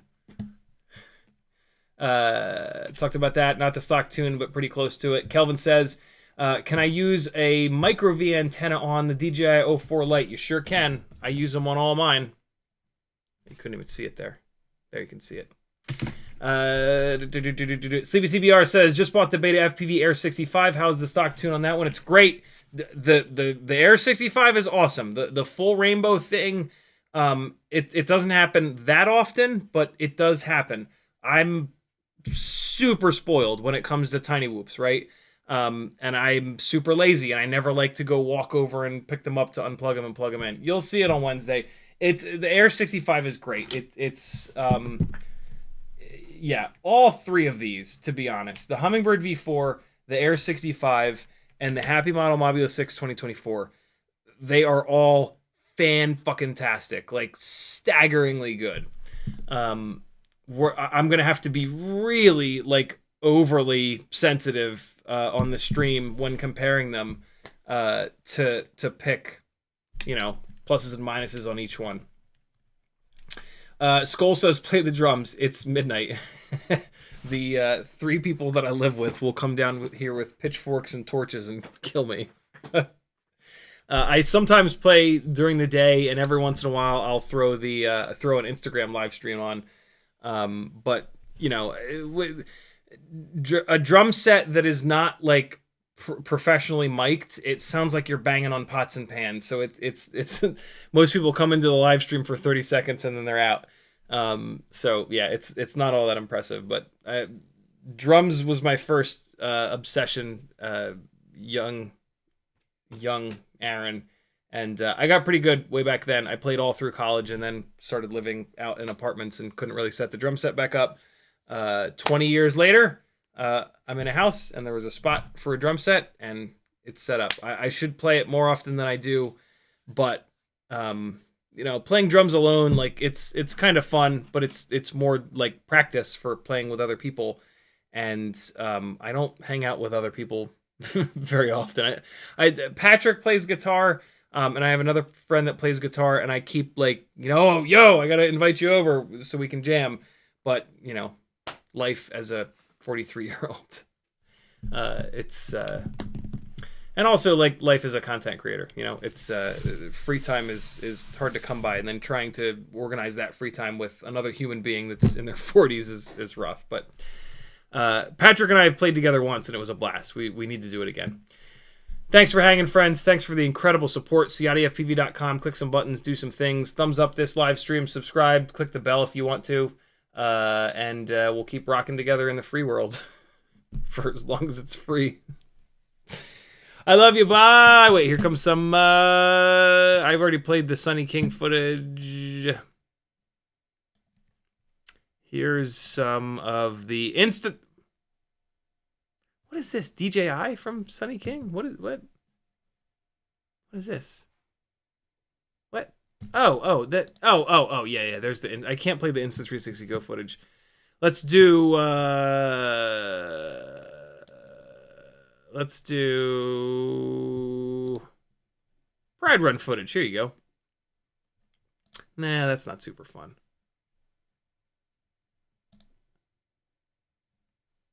This is kind of fun. Nah, this isn't fun. Whoop it. Here we go. 2S, 1002, 75, 1S. Good old freestyle front yard blasting.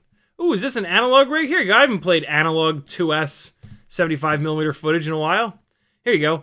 2S, 1002, 18,000 kV motors, motor limited down a little bit. 75mm, 16, the gem fan, 1610s, whatever they are. Yeah, analog 2S 75 footage. We haven't watched this in a while. Look at the power to weight ratio. It's fun. Love you. Bye. See you guys Wednesday.